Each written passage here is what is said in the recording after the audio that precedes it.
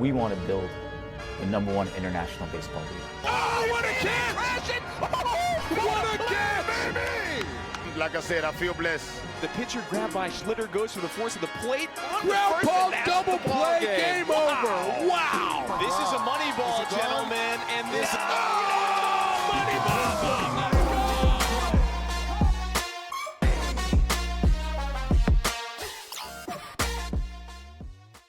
Welcome back, everybody, to another episode of the Baseball United podcast, the premier voice of international baseball.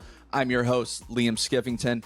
This week, we have a baseball lifer. This guy has spent 50 years, over 50 years, actually, in the game of baseball. He's coached all over the world. It's my pleasure to be joined today by the Arabia Wolves manager, Mr. John McLaren. John, thanks so much for joining. Great to see you again. How's everything been going? You know what? It's great. I'm happy to join you. I watch your podcast. You've had some great guests, and we got some great things going on. And I'm anxious to talk about it. But for us that have been there, this is just so cool, and so many exciting things going on. And it's all about spreading the word of baseball around the world. So, John, we'll get into a bunch of Baseball United stuff. We got a lot to cover today on this show. But first, I want to start by just getting into your background a little bit.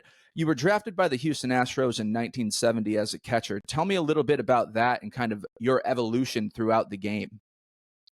Well, for myself, I was like any kid growing up. Everybody started off playing Little League Baseball, and I don't think we do that these days. There's so many different activities, but when I grew up, everybody played Little League Baseball, and I just fell in love with the game. I was living with my grandfather in Galveston, Texas at the time, and we used to watch Dizzy Dean and Pee Wee Reese, and I just got this love of baseball that has never gone away, and I knew that's what I wanted to do growing up. And so out of high school, I was drafted in the 7th round, and probably would have been drafted higher, but I had a knee operation my senior year, and I had a lot of great college offers from Texas A&M and Arizona State and Texas, and I wanted to play professional baseball, and I got the opportunity, and it was a great journey going through the minor leagues. We had a lot of great times. I keep in touch with a lot of players from back in that day, and I just, I got a great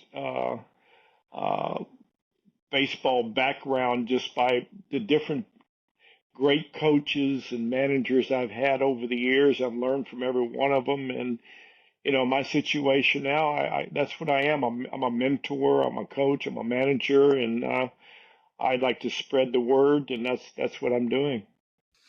So you made it as far as AAA in the Houston Astros organization, John. At what point did you transition to coaching? Did you ever take a break from player to when you became a coach, or was it immediate?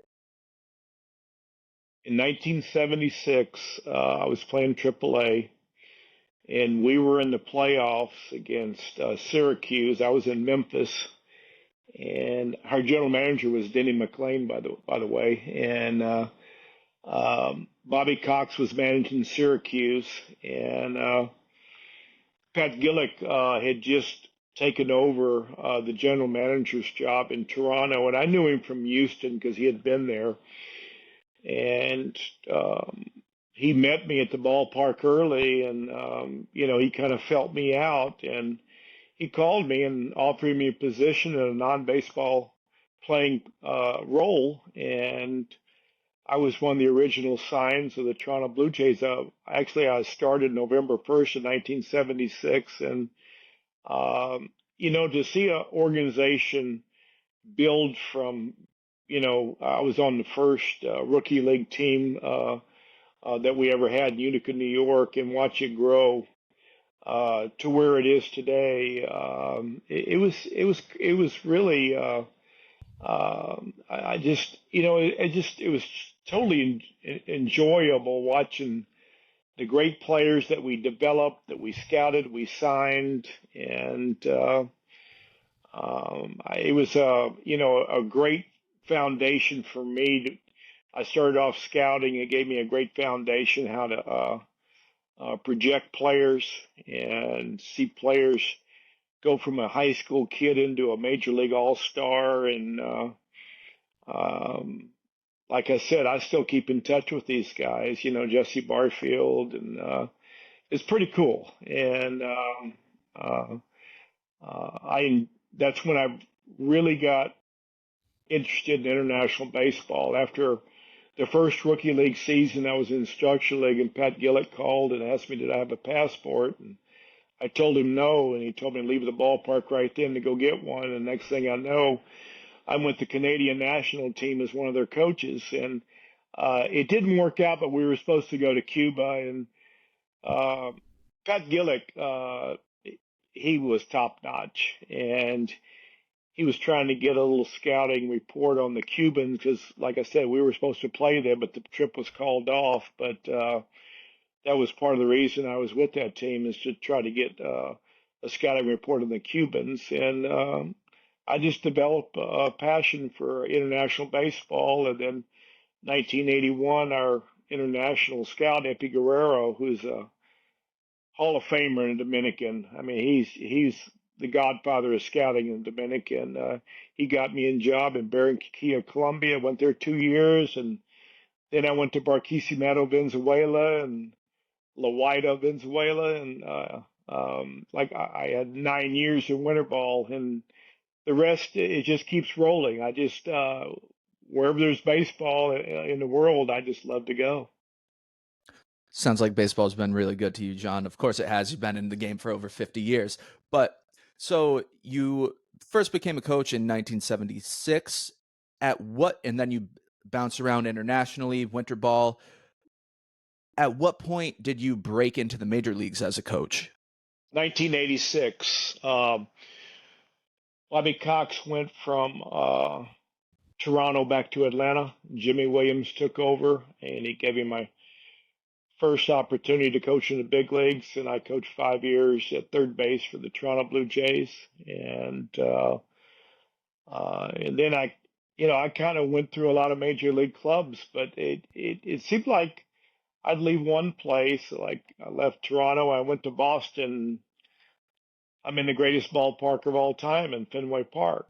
And the next year I joined Cincinnati with Lou Piniella, and that started 14 years. I was with Lou, and we were in Cincinnati 1, Seattle 10, and then we went to Tampa Bay for 3, and then I went back to Seattle and took over as manager, and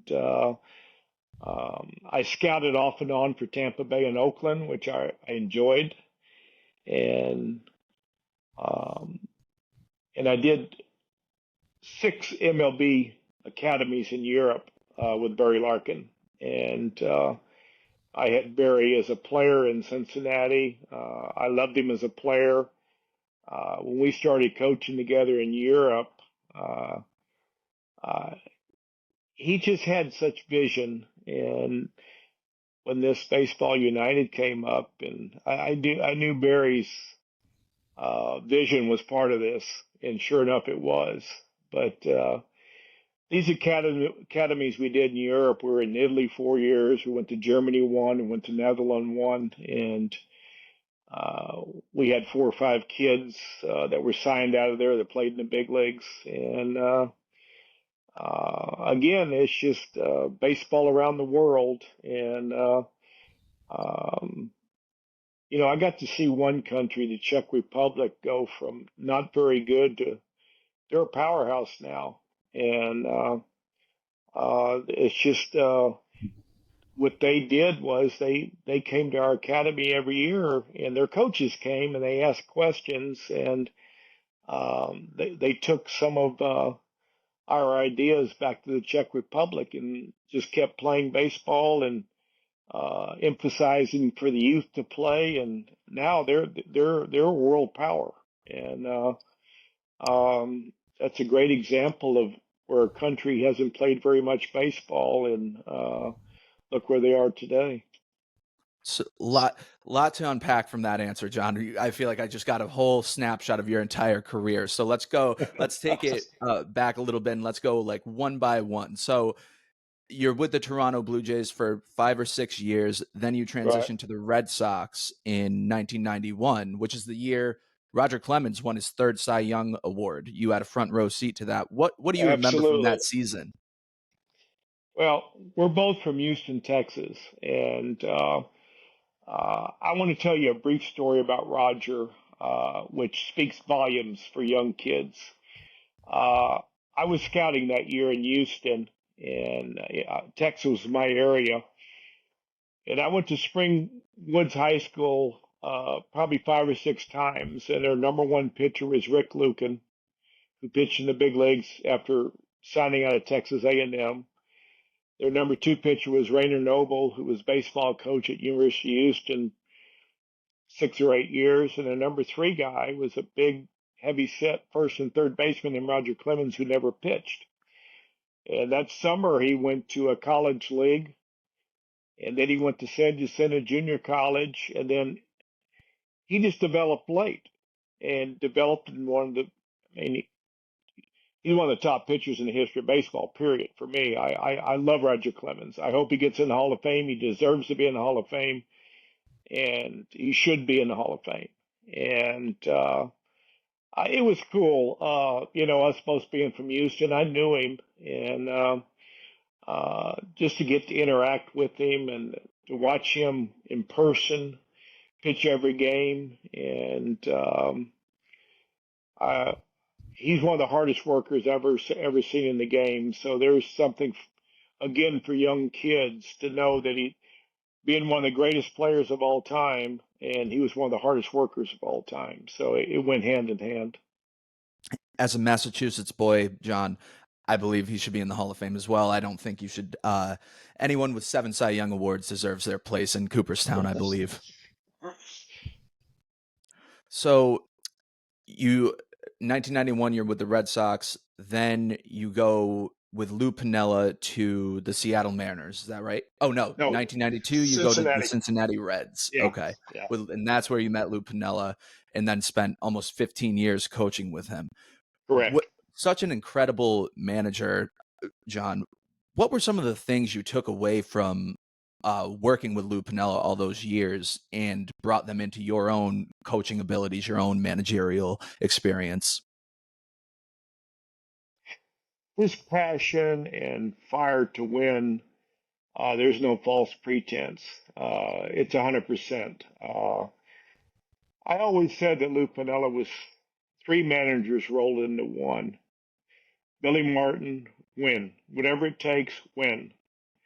George Steinbrenner, lead, follow, and get out of the way. And Casey Stengel, he was smart and witty and very, very. Lou he's got a light side to him. A lot of people, they probably don't know it. And the other thing about Lou Piniella, his intelligence is unbelievable. I mean, he's a numbers guy. We always use numbers. And I miss that. I just, when we come to the ballpark, it's time to go. We're going to war to win. And we never won the World Series. We got close, and the 95 season, the 2001 season, they were both great runs. And Lou was a great, great leader, and he's a special friend for me. And I have always been aggressive and fiery, but being with Lou kind of took me to a new level, and just to see the way he operated. And again, we used numbers. We had a formula. How we put our lineup together, and there was a lot of thought in making out lineups and players that played. And I know how they use numbers. Ours were a little bit different, but we did use numbers. You mentioned that 2001 Mariners season. That was the year they set an American League record with 116 wins. That was also Ichiro Suzuki's rookie year, where he won Rookie of the Year and MVP. John, you coached Ichiro for a few years. What do you remember about him, his preparation, and what separated him from these other players? We got a little bit of a preview of Ichiro. He came over in 1999 in spring training and spent about 5 days with us. And you could tell he was a special talent. So now he comes back in 2001. And in spring training, he started off and he wasn't doing too well. And there was a concern. Could he hit a good fastball? You know,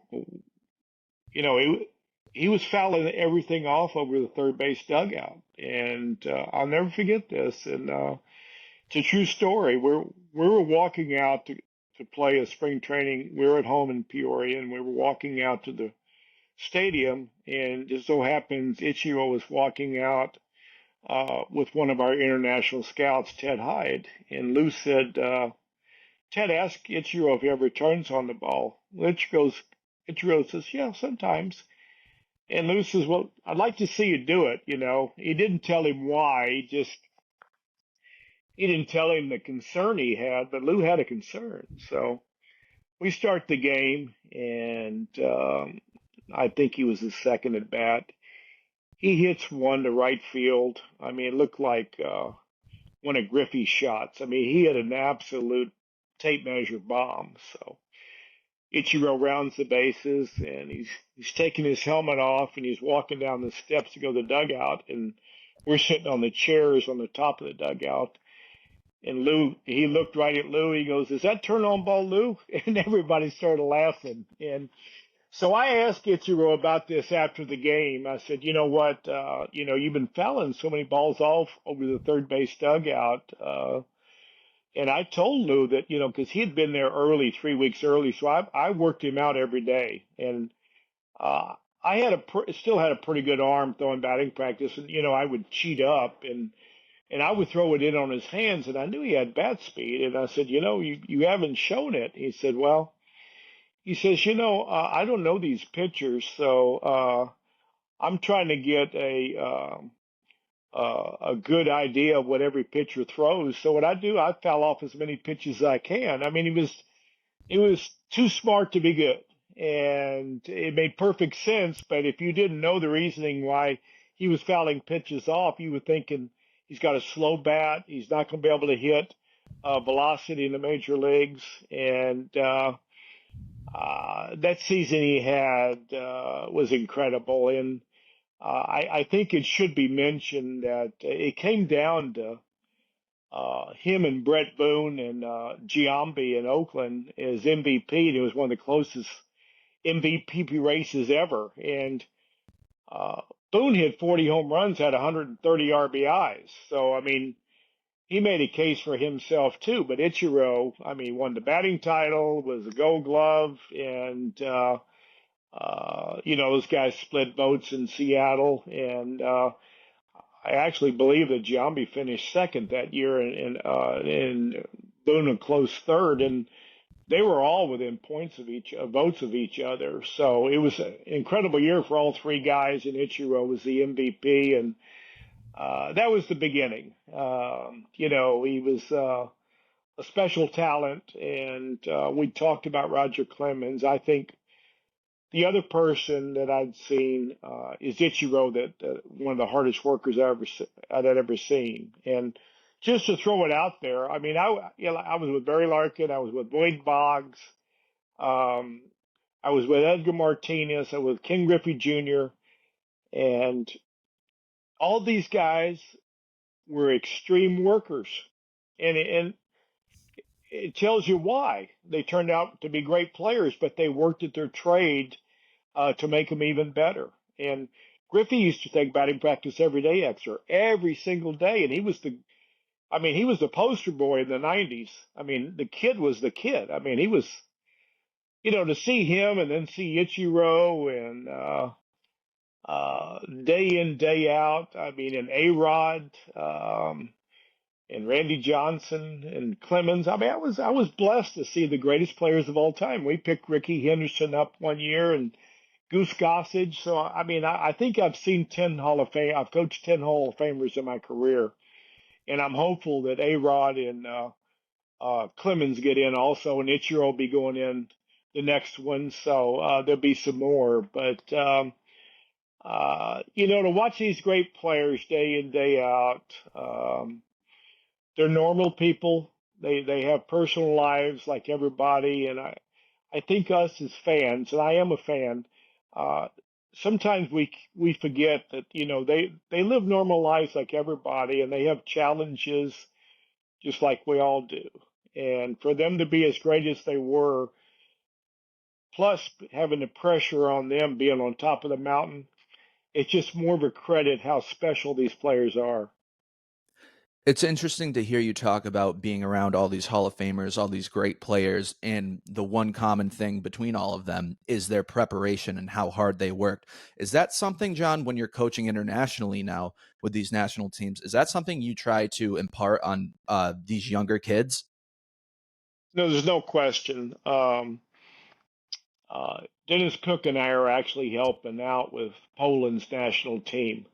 We're going back July 15th for a couple of weeks, and then we go from there to Zurich, Switzerland for the 23U tournament.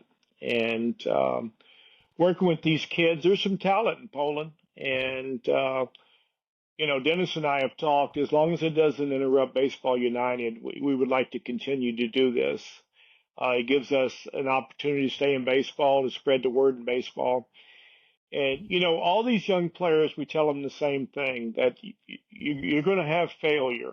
I mean, you go 3 for 10 and you're a 300 hitter, which is their best in baseball. So you try to learn from your mistakes. And we talk about not getting down on yourself and letting your body work, proper breathing techniques. And, because Dennis and I have been doing this so long, he's been around a lot of great players himself, and we try to use examples of about how guys have struggled and they're great players, and don't have carryovers. Have one bad at bat lead to another one bad game to lead to five, five lead to a week lead to a month. Try to cut it off. Try to stay within yourself. Don't do too much. Don't get down on yourself. And, it's all part of the process of being a teacher and a mentor to share your experiences. And, and it's kind of funny, but there's times where I've used examples and I've thrown names out there. They have no idea who that is. I mean, I'll bring up Cecil Fielder and George Bell, and these kids are looking at me, who are those guys? But yeah, like I said, we enjoy international baseball. When Dennis and I last year, first of all, let's back up. Last year we were both in the Appalachian League for the Collegiate League, and then we both did Dubai, and so we had coffee every morning at the hotel. And we were talking. I said, Dennis, I said, if there's ever an opportunity internationally, would you want to do it with me besides Baseball United? And he said, yeah. So I said, well, if I get something, I'm going to call you. If you get something, you call me. Well, he got this thing with Poland. He called me. And we've been there once. We went over 8 days and worked the kids out, and looking forward to going back again. And but our main focus is Baseball United. I don't know if that's your next segment, for me to start talking there, but this was so incredible. We went last year. I just can't wait for the next time around. That's why we got you on here, John, to talk Baseball United. I just wanted to give the audience a little bit of background on you to let them know. Thank you. Yeah, let's talk Baseball United. Let's get Okay. into it. So you were the manager of the West All-Stars last year, right? So what was John, when you got there, being a baseball lifer being in a bunch of different parks all around the world, what was your reaction to the ballpark itself? Well, first of all, I knew Murray Cook was going to do the field. It's a cricket field.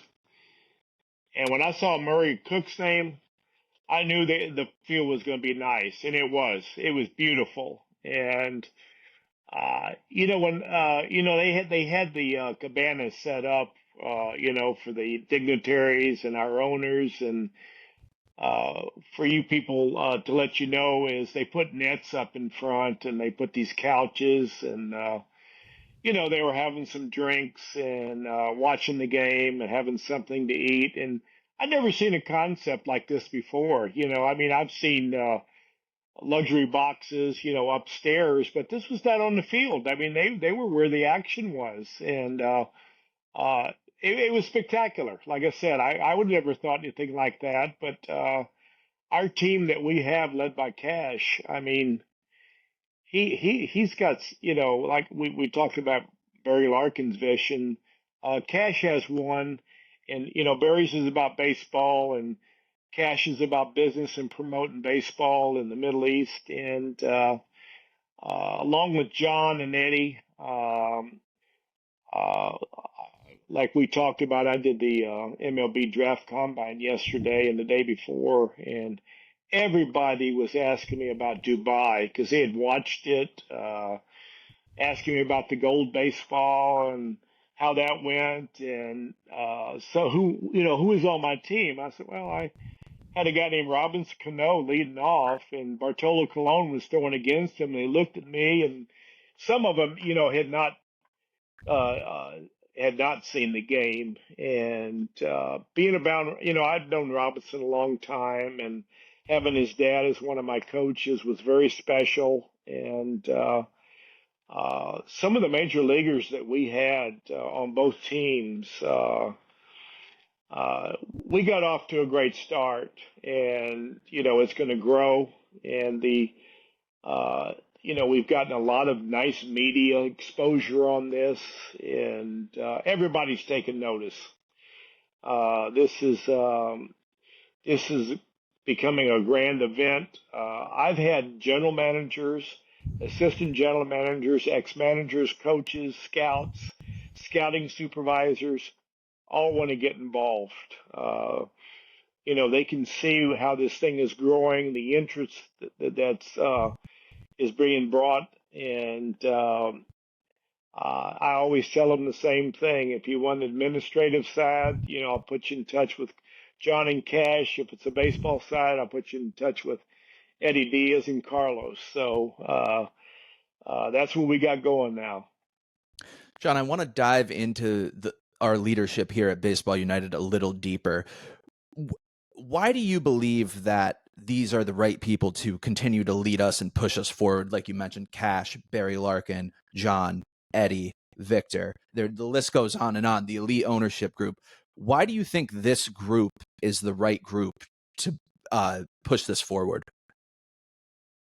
Well, starting with Cash, I didn't know Cash, and I kind of did some research on him, and I ended up watching Shark Tank on Be Somebody, and I loved it. I mean, he's getting pressed from every angle, from Mr. Wonderful and Mark Cuban, and he was cool under fire, and that was number one. I knew this guy could handle anything thrown at him.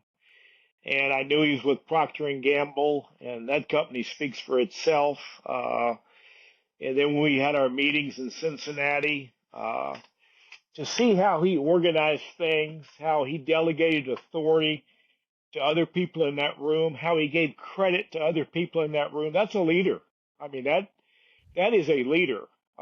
Not trying to take all the credit yourself. Cash was always giving credit to John and Eddie and Victor, and I love that. I'm a team guy, and that's what I'm all about. And it all starts with the top in leadership, and we got that. And our meetings were so well organized. And I was with Pat Gillick, and he's probably the most organized guy I ever been with. And there's some similarities between him and Cash because Cash gets everybody involved, and Pat Gillick was like that. There was never anybody the low man on the totem pole. When we had conference calls back in the days I was in Toronto, everybody got to talk.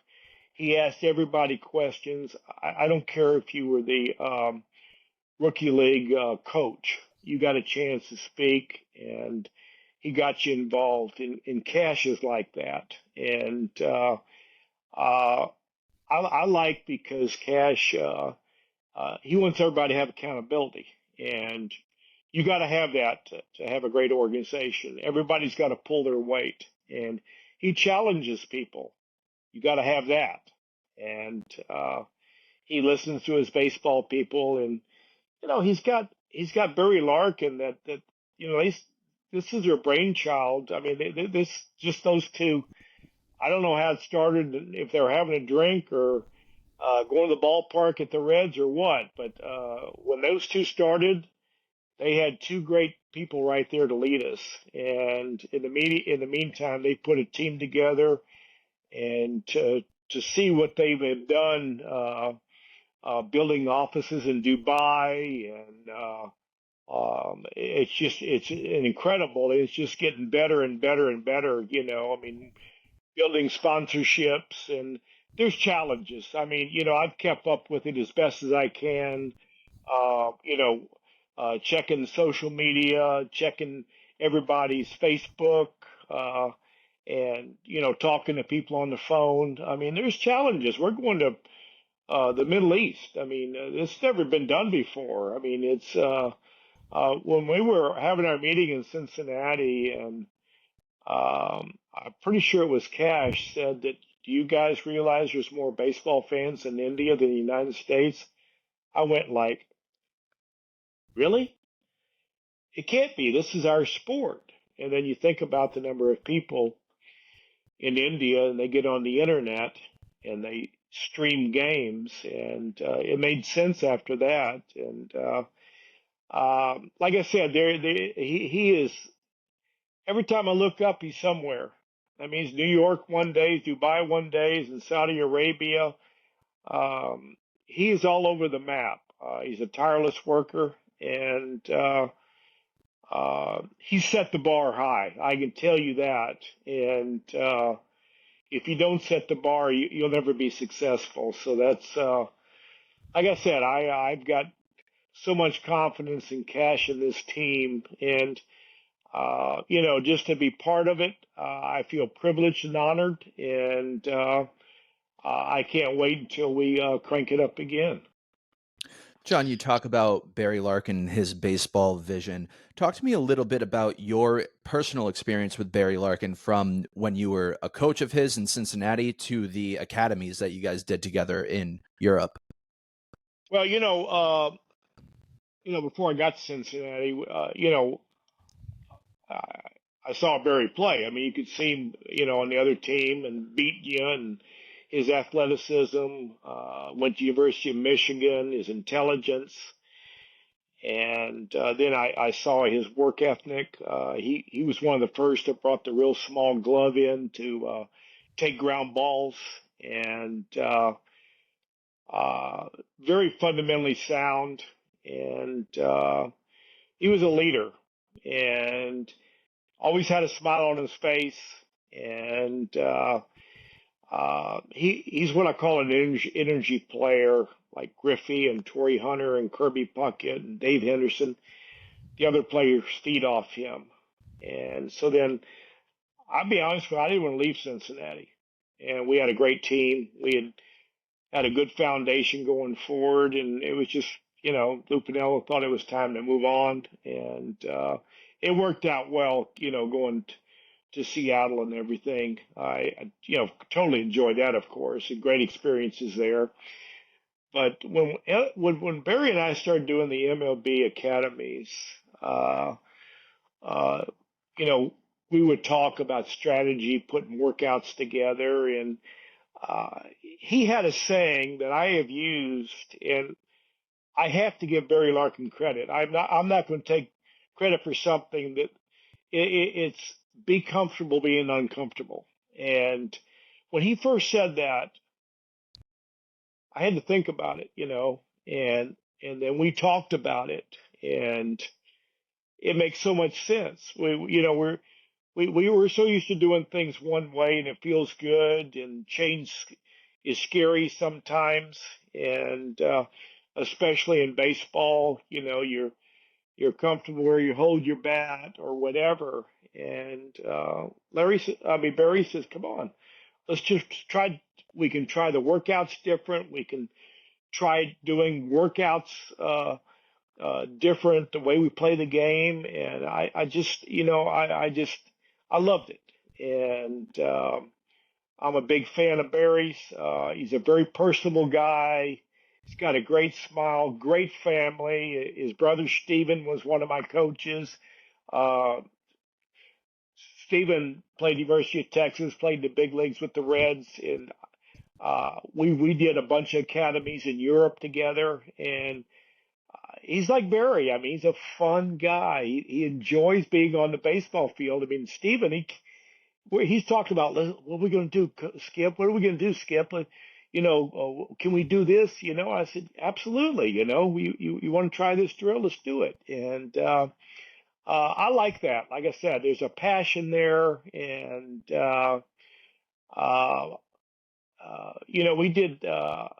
we did this gold baseball. I thought it would be good to bring this up.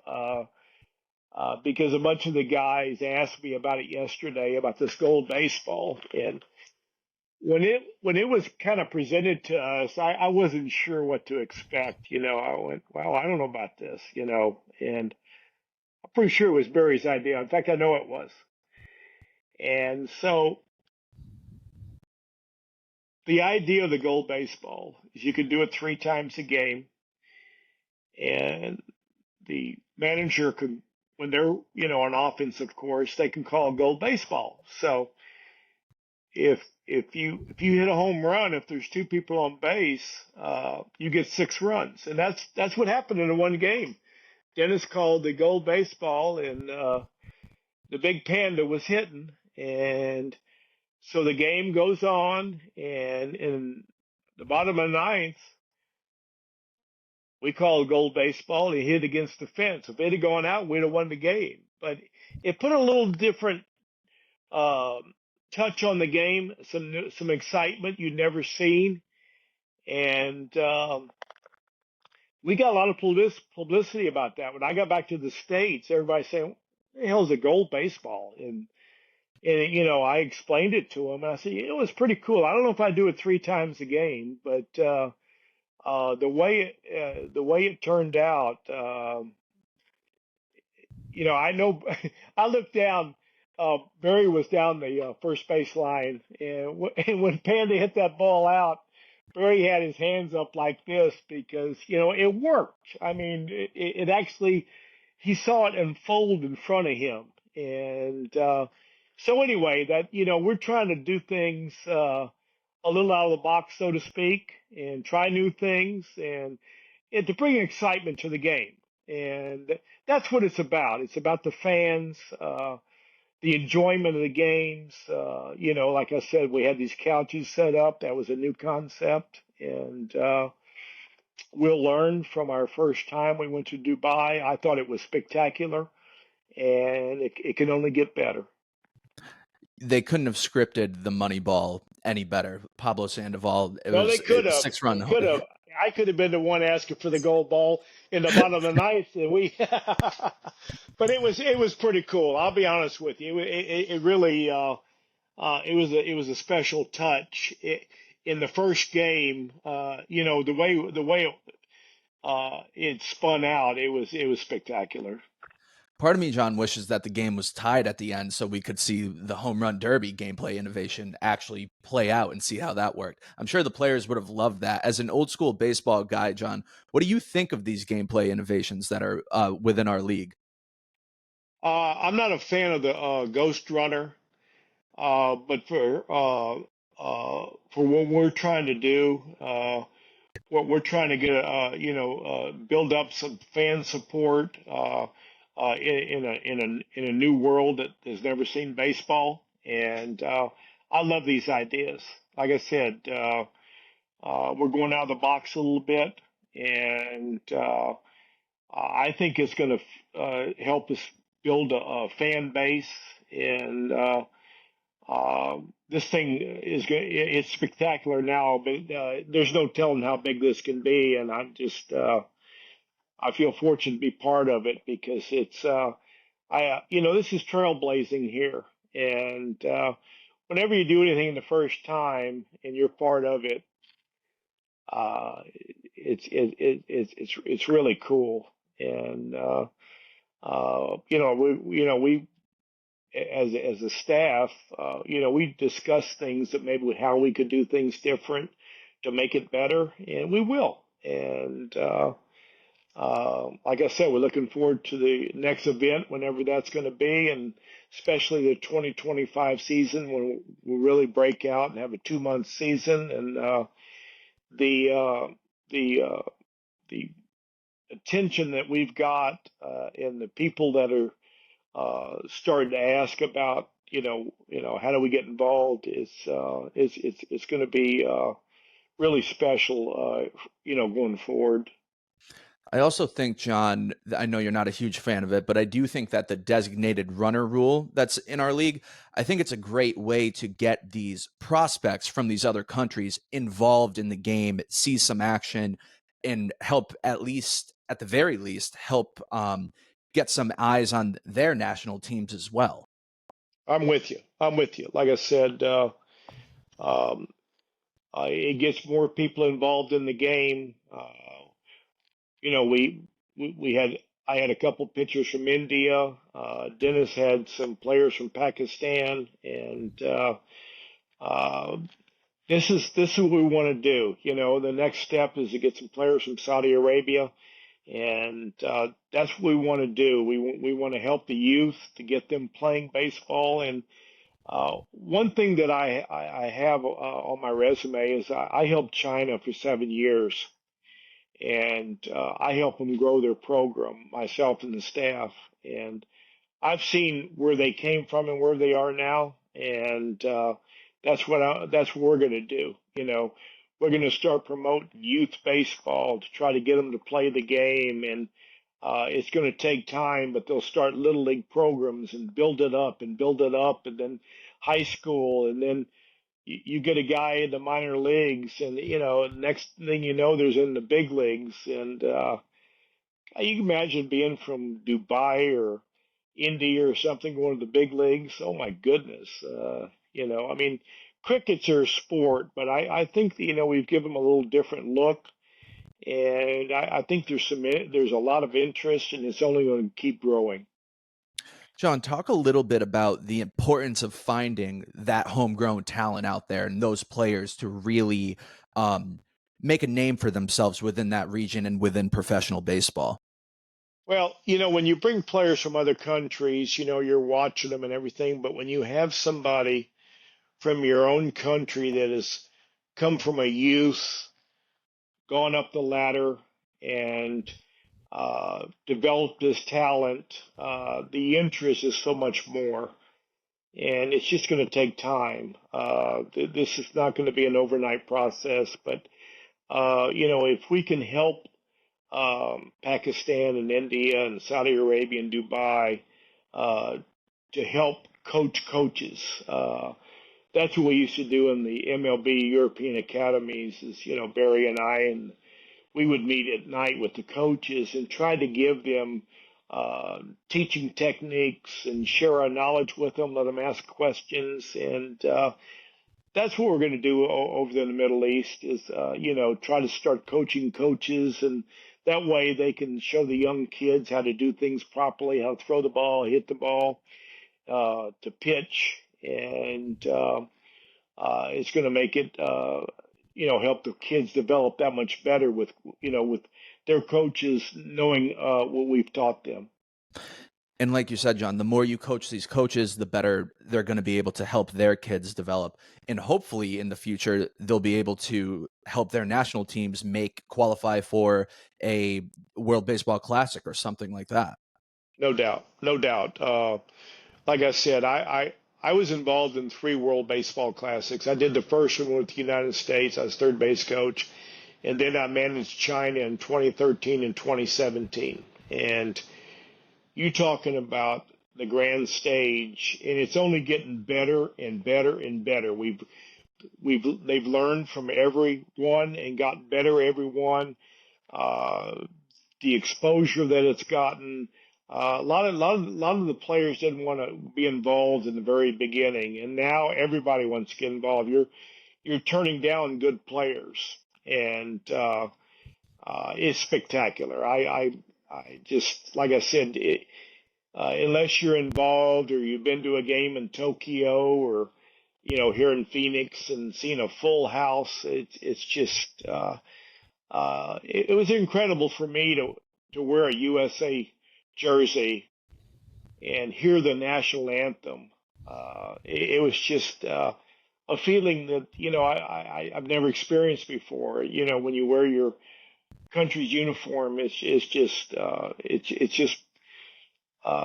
as special as it gets. Not to mention that baseball's making a comeback to the Olympics in 2028, which will be huge for the sport internationally for sure. Absolutely. I'm glad to see it. I hope we can get our big leaguers involved, get the best players in the world. It's just another little. It'll build the World Baseball Classic up, and I went to 2 of the games here in Phoenix, and watching Mexico and the United States and Canada and the United States, even Great Britain. I mean, they put a pretty good team out there, and yeah, they made a good run. I mean, how about Israel? I mean, we're seeing countries, Italy. I mean, Czech Republic. I mean, these countries are starting to make their mark on baseball because now they're playing it more, and there's more interest in the country, and that's what we want to do. We want to build interest where all the kids start playing, and eventually they'll have a World Baseball Classic team in these countries in the Middle East. And I always say whenever I meet new people and they're involved in baseball, I say my baseball family has grown, and that's what happens. I've met baseball people from Pakistan and India, and they're part of my baseball family now.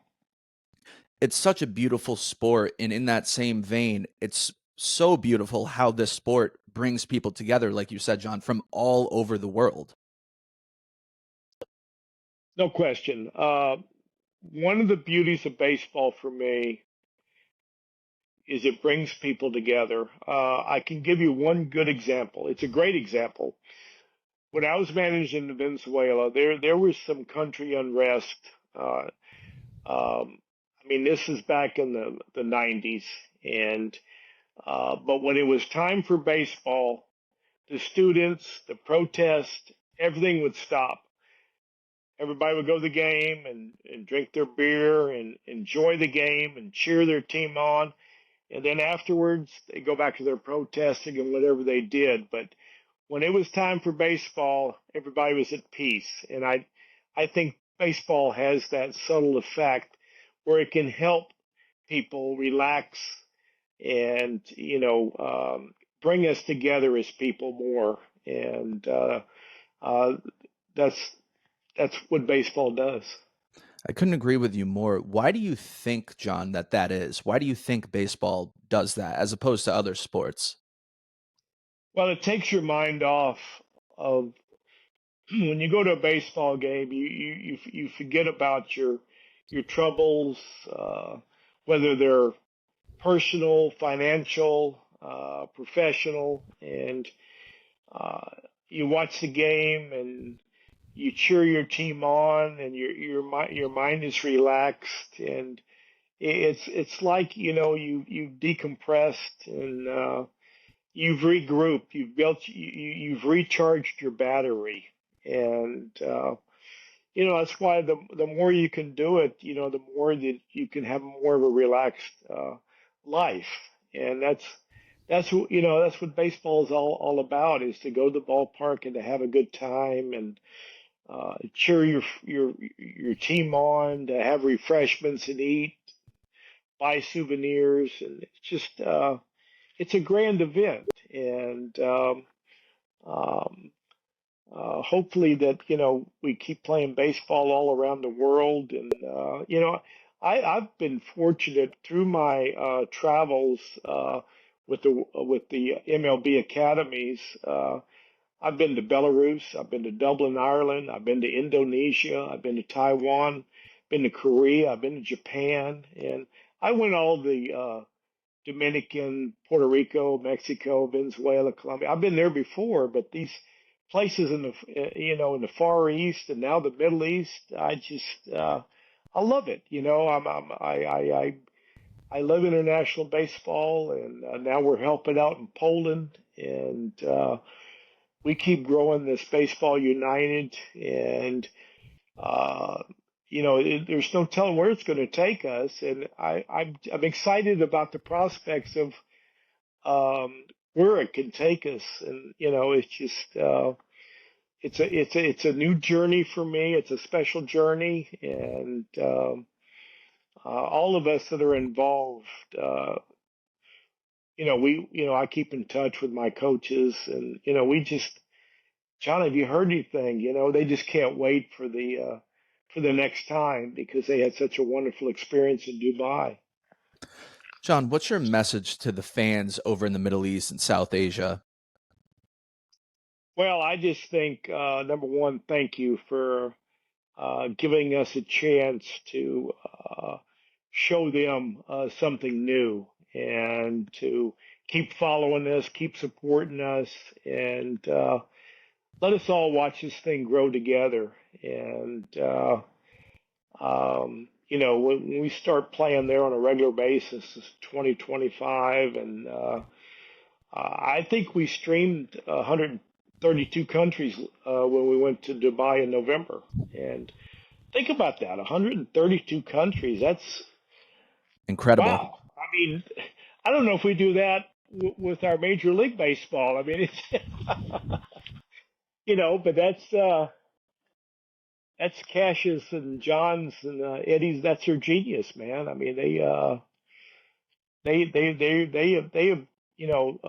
it's not only marketing, but it's just the vision, how to do this. And, I know Cash, he's not afraid to take a chance, and he's not afraid to say, this didn't work out that well, we'll do it different, but, I know he is, he pushes himself, and, he pushes us, and that's what we need. We're going to be good, and we're going to be great. And, I tell you, anybody that looks over our team of owners, they'll shake their head like, really? I mean, you've never seen ownership like that. I mean, former All-Star, Hall of Fame type players. I mean, it's incredible. And I just saw Nick Swisher yesterday, and Johnny Mac, and I mean, it was great seeing him, and I said, Nick, I hope to see you soon, man. And he said, yeah. He said, we'll do it. And, he's a special guy too. His enthusiasm, it rubs off on people. I mean, I've never seen the guy without a smile on his face and hugging somebody and greeting somebody, and I love it. I mean, it makes me smile thinking about it, and that's part of the game of baseball, and our baseball family is, we're close, and we enjoy being with each other. Everyone within this organization is here for the right reason, to grow the game of baseball, to spread the beauty of this great game. Nick Swisher, one of them, along with all of our co-owners, all of our employees. It's really incredible to be a part of an organization like this. You might understate that. This is so special, and we're going to do so many things, not only to help the people in the Middle East. We're going to get people from all over the world to play in our league, and we've already done that. We had kids from Finland, Italy, Venezuela. I mean, all over the place. and India, Pakistan, Palestine. And like I said, this is a worldly thing, and um, to watch it grow is going to be so exciting. And I just, sometimes I just, when I have just a moment, I'll close my eyes and I try to envision where this could go. And, sometimes I say, well, there's no place cash can't take it. And that's the exciting part about it. That there's always something new going on in our organization, and keeping up where Cash's travels is a full-time job because he's all over the map. So all of us on the team, we thank Cash and John and Eddie for going to great lengths. People don't realize how much effort they've put into this, but we do. We follow him, we hear him, and we're excited about it. I like to say Cash is the hardest working man in baseball. I'd have to second that. Yeah, I'm with you. He gets more air miles than anybody, that's for sure, and that's part of the job. And he must, he must love traveling because he does. Mm-hmm. John McLaren, thank you so much for joining our conversation here at Baseball United. I'm looking forward to the next time we get to speak. Thanks, Liam. I totally enjoyed it. Thanks for having me.